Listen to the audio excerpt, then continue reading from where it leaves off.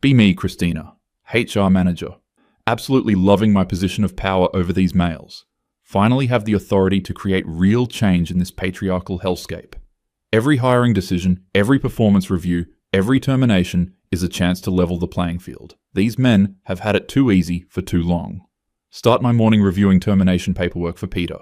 Another underperforming male who clearly couldn't handle working under strong female leadership.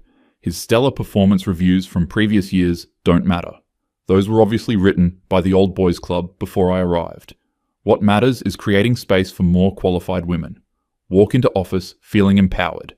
Immediately notice Peter cleaning out his desk. Perfect opportunity to reinforce why this was necessary. Approach with my most professional smile.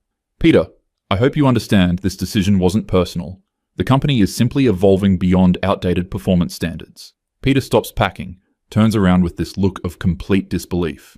Outdated performance standards? Christina, I've exceeded every metric for 3 straight years. I brought in our biggest client just last month. Here we go, with the male fragility. They always think their so-called achievements entitle them to special treatment.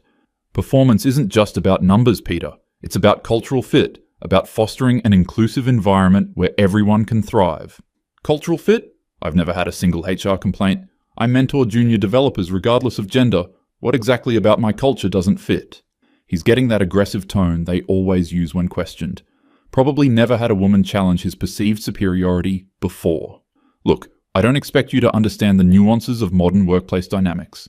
The fact that you're becoming defensive proves my point about your inability to adapt to progressive leadership. Peter's face is getting red now. Typical male anger, when they can't intimidate their way out of consequences. Progressive leadership? You've fired 6 men in the past 18 months, while promoting women with half their experience. Sarah got the team lead position despite being here 8 months, compared to David's 4 years. Oh please, here comes the reverse discrimination narrative, as if these men have any concept of what real discrimination looks like. Sarah brings fresh perspectives and innovative approaches that, frankly, David lacks. Experience isn't just about time served, it's about bringing value that aligns with our forward-thinking culture. Forward-thinking culture? Christina, you literally told the entire engineering team last month that masculine communication styles were toxic and needed to be eliminated from our workplace. He was actually listening during that workshop. Surprising, given how most men just tune out when presented with uncomfortable truths.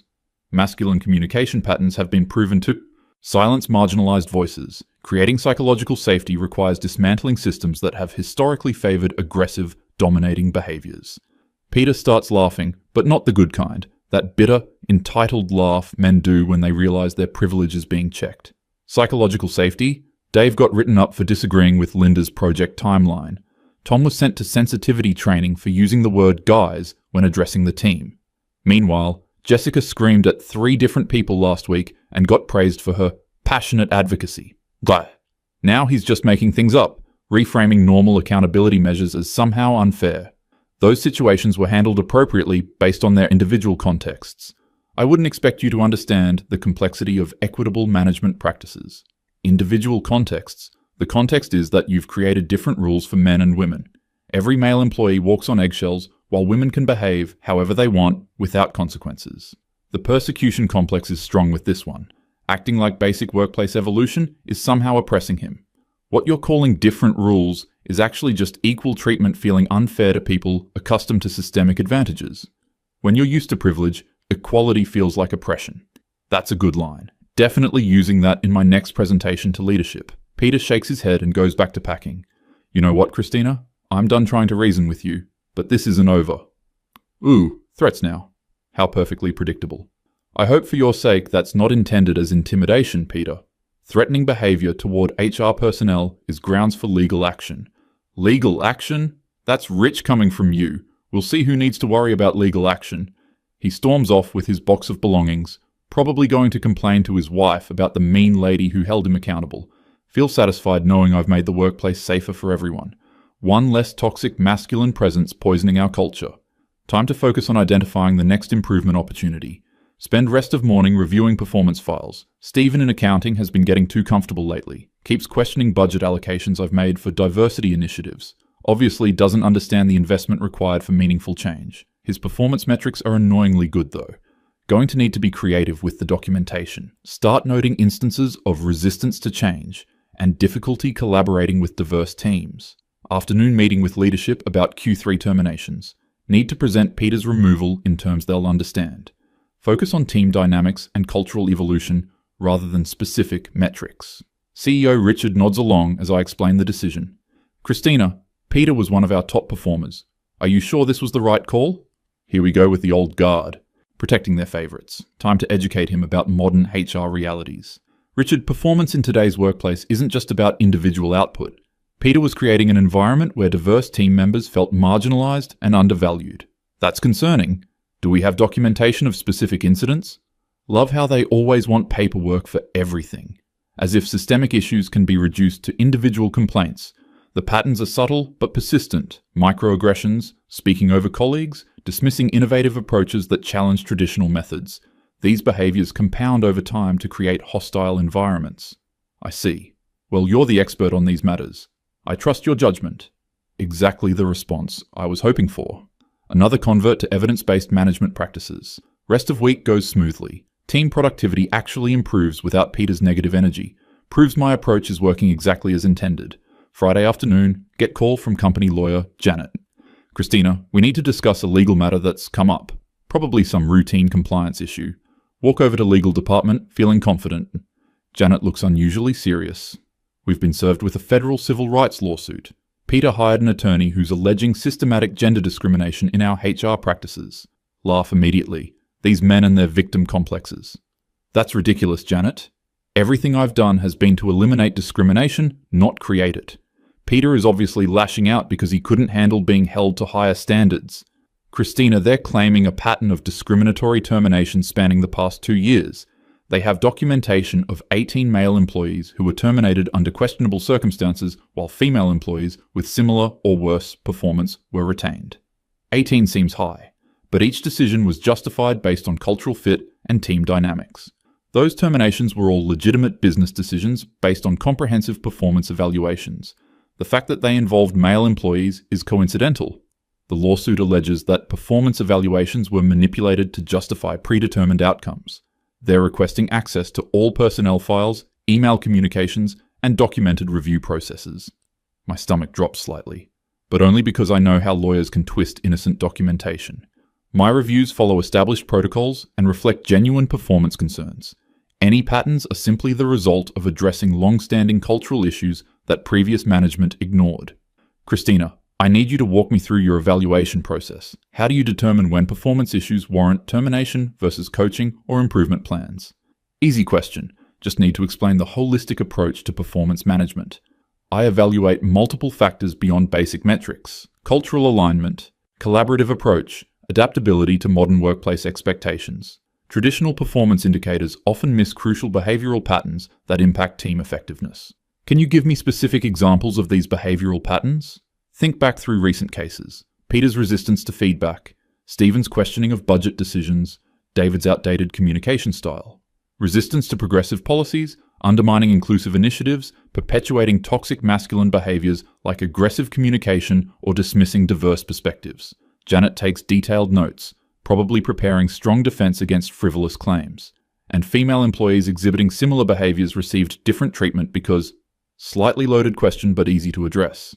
Women expressing assertiveness or passion for their work is fundamentally different from men using dominating behaviors to maintain hierarchical advantages. Context matters in behavioral evaluation. I see. Christina, I'm going to need access to all your files and documentation. The attorney representing Peter appears to be quite thorough. Fine by me. My documentation clearly supports every decision I've made. Let them waste time trying to find problems with legitimate HR practices. Weekend passes normally. Confidence remains high about handling this frivolous lawsuit. Monday morning, get urgent call to come to Richard's office. Walk in to find Richard, Janet, and 2 men in suits I don't recognize. One introduces himself as company's external legal counsel. Christina, we've been reviewing your personnel files over the weekend. We need to discuss some concerning patterns that have emerged. Patterns. They keep using that word like it means something significant. I'm happy to clarify any questions about my management approach. Every decision has been carefully documented and professionally justified. External lawyer opens thick folder.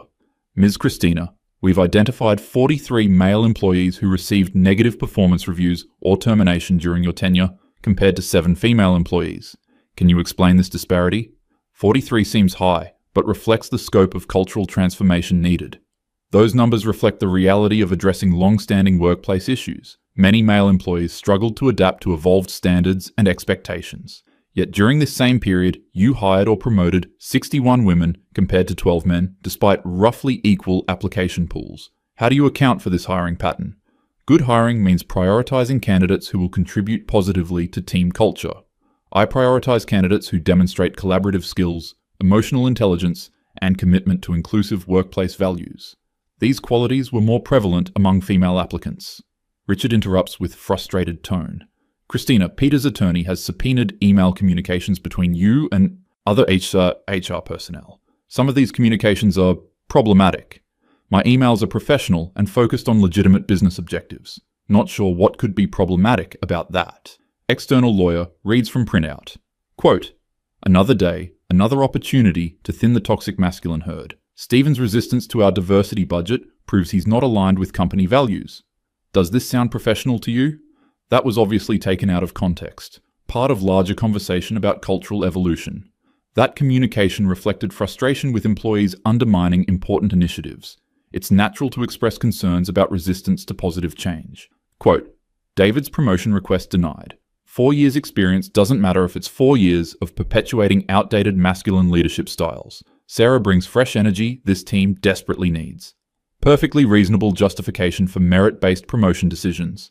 Sarah was objectively the stronger candidate based on modern leadership competencies. Experience alone doesn't qualify someone for advancement. Quote, Peter thinks his sales numbers entitle him to special treatment. Time to show him that accountability applies to everyone, especially overconfident men who think rules don't apply to them.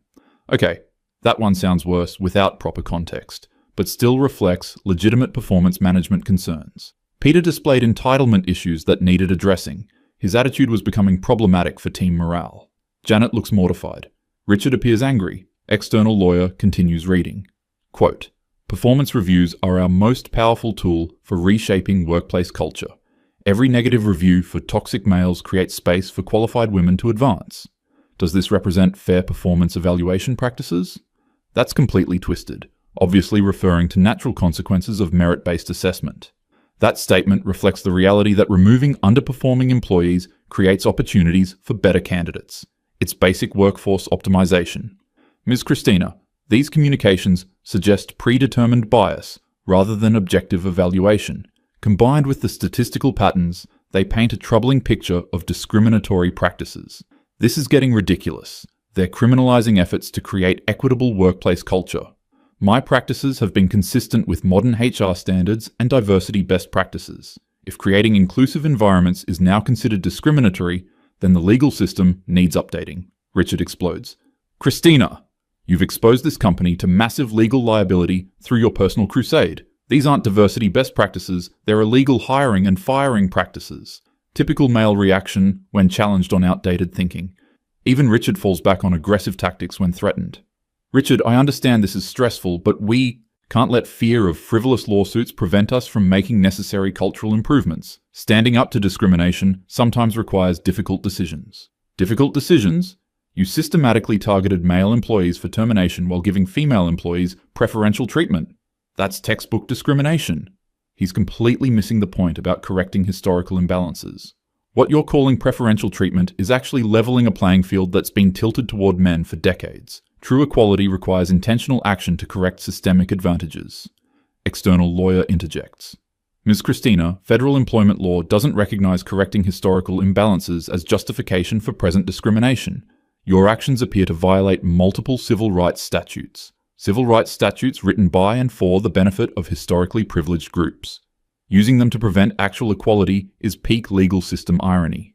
Those statutes were designed to protect marginalized groups, not perpetuate existing power structures. Using them to attack diversity initiatives perverts their intended purpose.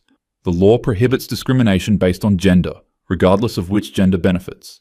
Your communications and actions demonstrate clear bias against male employees based solely on their gender. They keep saying bias like it's automatically bad. Correcting systemic injustice requires acknowledging group-level patterns. What you're calling bias is actually informed awareness of how gender dynamics impact workplace culture. Ignoring these realities perpetuates inequality. Richard stands up, clearly losing patience. Christina, you're fired. Effective immediately. Security will escort you out. Shocked by this sudden escalation, thought he understood the importance of supporting progressive HR practices. Richard, you're making a huge mistake. Caving to legal pressure from disgruntled employees sends terrible message about company values. The only mistake was trusting you with HR authority. Your actions have put us in legal jeopardy and violated everything we stand for as an organization. Security appears at door. Can't believe they're actually doing this. This is exactly the kind of retaliation that proves why strong diversity measures are necessary. You're firing me for challenging male privilege. We're firing you for systematic discrimination and illegal employment practices. There's a difference. Walk out in stunned silence. Never expected such betrayal from leadership I was trying to protect. Next few weeks, a nightmare. News of lawsuit spreads through professional networks. Former colleagues avoid contact. Job applications get rejected without explanation. Peter's attorney contacts me directly. Ms. Christina, we're prepared to add you personally to the federal lawsuit unless you're willing to cooperate with our investigation. Decide to meet with him. Confident I can explain the context behind my decisions. Attorney's office is intimidating. Peter sits across table looking vindicated. Attorney, Kevin, has files covering entire conference table. Ms. Christina, we've documented a pattern of discriminatory behavior spanning 2 years. 18 terminated male employees, 43 negative reviews for men versus 7 for women, and communications clearly showing gender-based bias, still trying to criminalize legitimate workforce improvement. Those numbers reflect necessary cultural adjustments. Every decision was based on legitimate performance and behavioral concerns. Let's review specific cases. Thomas in marketing, terminated after receiving promotion just 6 months earlier. His sales exceeded targets by 30%, yet you documented attitude problems and resistance to collaborative leadership. Serious. Thomas was constantly undermining team meetings with aggressive questioning. Thomas displayed disruptive behaviors that impacted team productivity. Sales numbers don't excuse toxic interpersonal conduct. Yet Lisa in the same department, whose sales were 20% below target, received exceeds expectations for her innovative communication style and positive team energy. Can you explain this disparity? Lisa brought collaborative energy that elevated entire team performance. Lisa's contributions extended beyond individual metrics. She fostered inclusive environment that benefited everyone. Ms. Christina, we have testimony from 12 former employees describing hostile work environment specifically targeting men, comments about toxic masculinity, mandatory sensitivity training only for male staff, and differential enforcement of workplace policies. Those employees obviously coordinated their stories to support Peter's narrative. Sensitivity training was offered to employees who needed development in modern communication skills. It's not my fault that mostly applied to male staff. Kevin pulls out thick binder. We've obtained your email communications with corporate HR discussing strategic workforce rebalancing and accelerated cultural evolution. In one email, you explicitly state your goal to reduce male representation to appropriate levels. That was part of larger diversity initiative discussion, taken completely out of context. Those communications discussed legitimate diversity goals. Every major corporation has targets for inclusive representation. Inclusive representation doesn't mean systematically removing existing employees based on gender. That's exactly what federal employment law prohibits. The law clearly needs updating to address modern workplace realities. Federal employment law was written for different era. Modern diversity science shows that achieving equity sometimes requires targeted interventions. Peter finally speaks up. Targeted interventions? Christina, you destroyed careers and livelihoods because you decided men didn't belong in our workplace. That's not diversity, that's discrimination. Here comes the victim narrative again. Peter, you lost your job because you couldn't adapt to evolved workplace standards. Taking responsibility for your own shortcomings would be more productive than blaming others. Evolved standards? You mean the standards where Jessica could scream at subordinates while I got written up for saying, "Hey guys," to my team? Totally different situations with different contextual factors.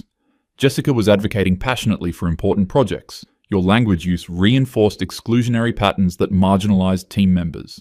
Marginalized team members? My team was 60% women, and they all said they felt included and respected. Your sensitivity training coordinator admitted you never received a single complaint about my communication style. Complaints aren't the only measure of problematic behavior. Many issues operate below the surface. Microaggressions often go unreported because marginalized employees fear retaliation. Absence of formal complaints doesn't indicate absence of harm. Kevin interjects again. Ms. Christina, Federal investigators have been reviewing your practices. The Department of Labor is prepared to file criminal charges for systematic civil rights violations.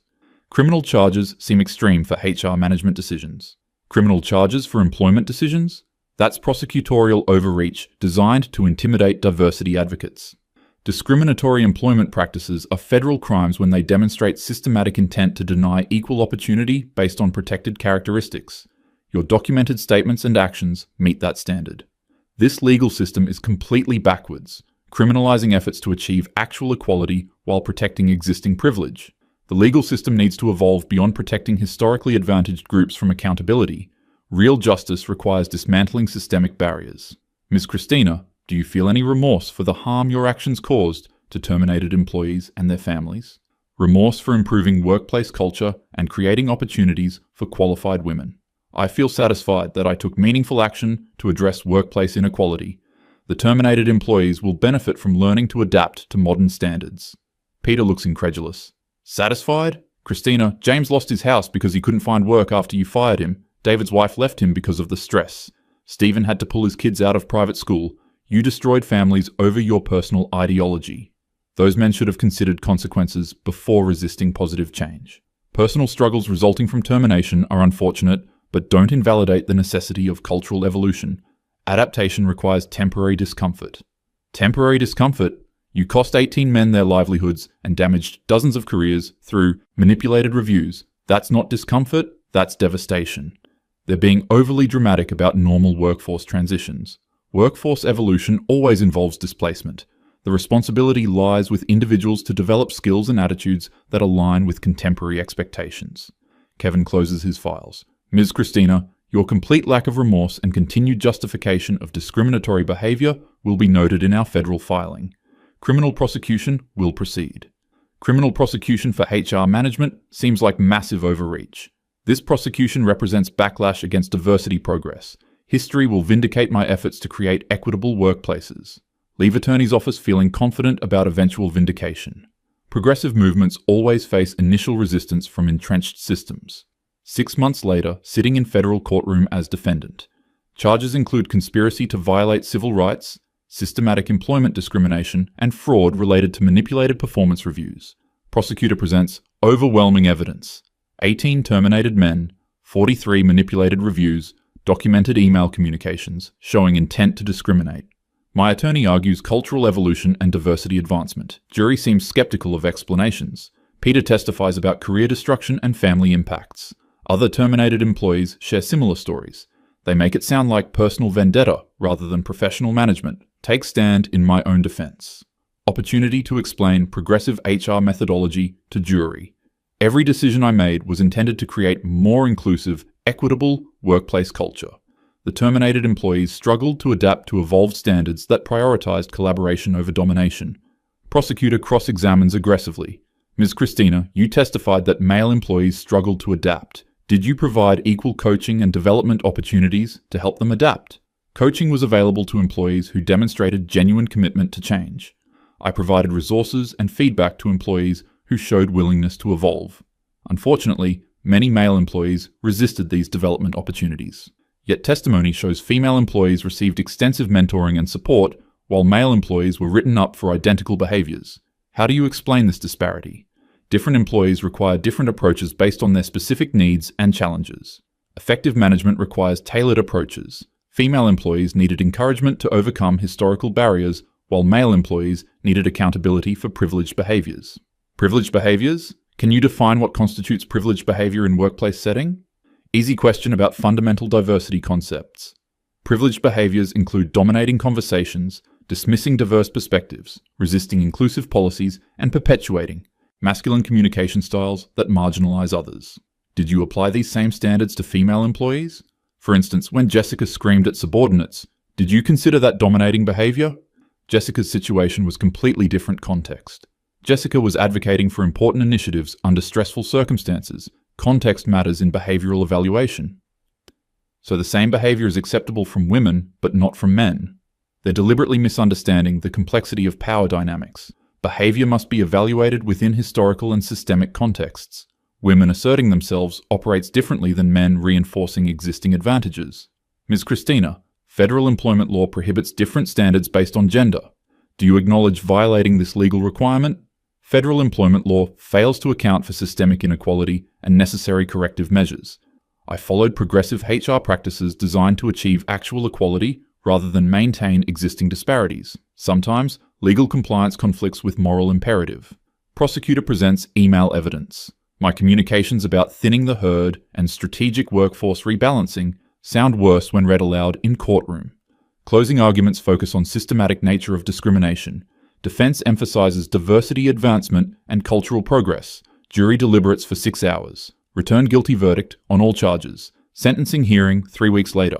Facing potential federal prison time for employment discrimination. Judge reviews evidence of systematic bias, manipulated reviews, and complete lack of remorse. Ms. Christina, your actions represent serious abuse of authority and systematic violation of civil rights.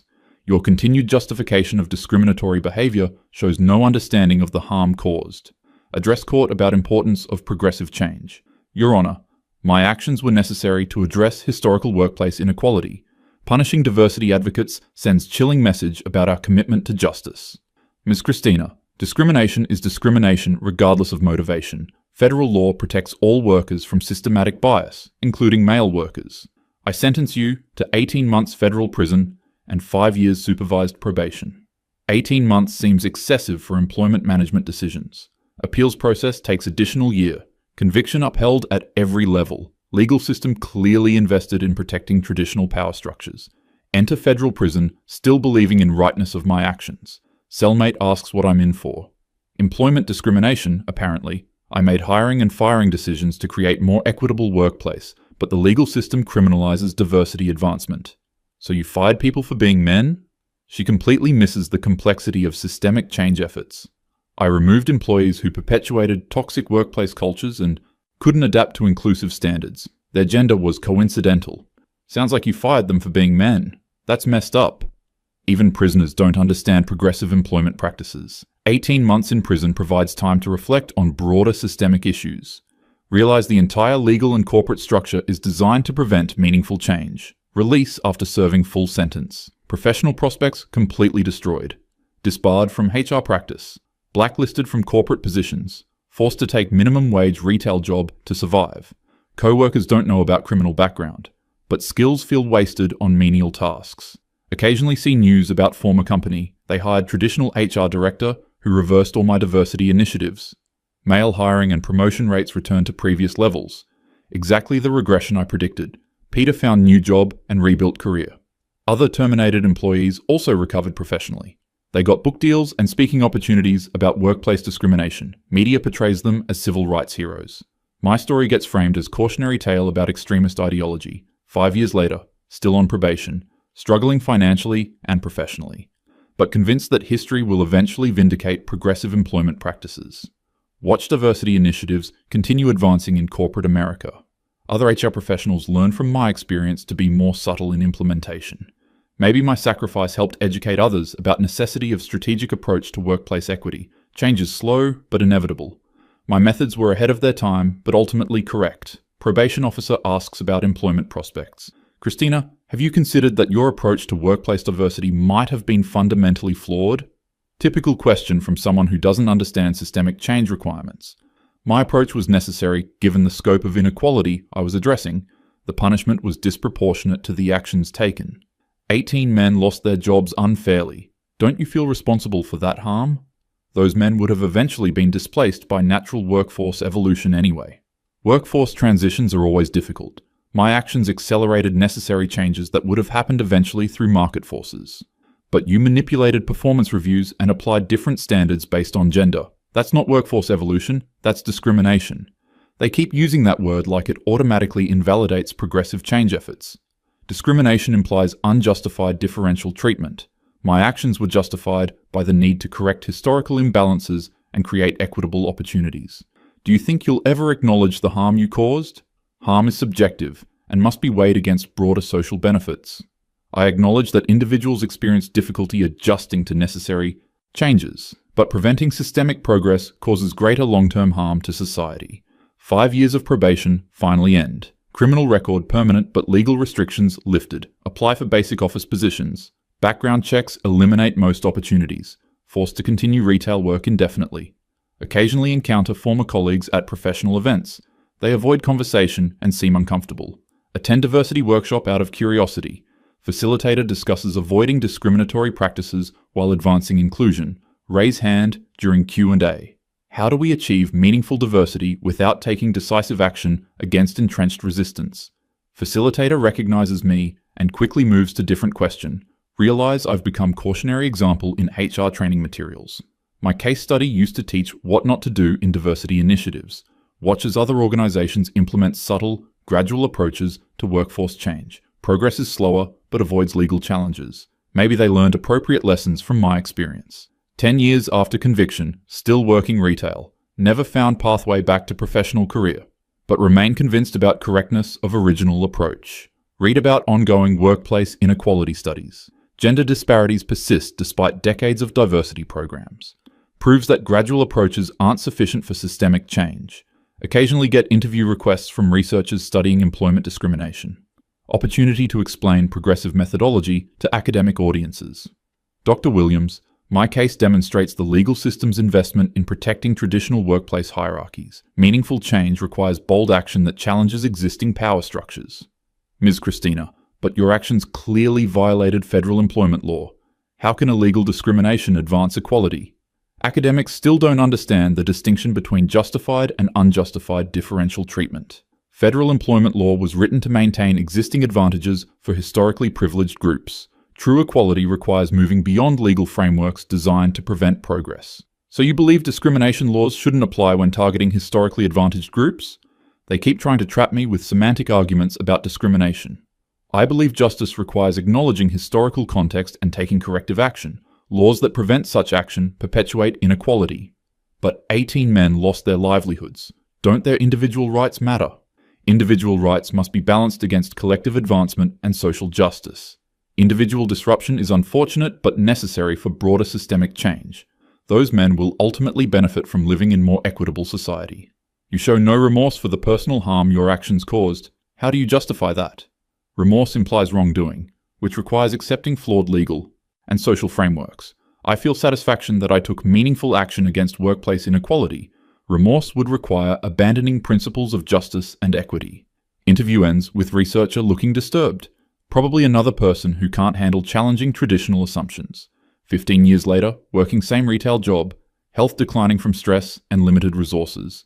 But still believe in righteousness of original mission. Hear about Supreme Court cases limiting affirmative action programs. Exactly the regression I predicted from legal backlash against diversity progress.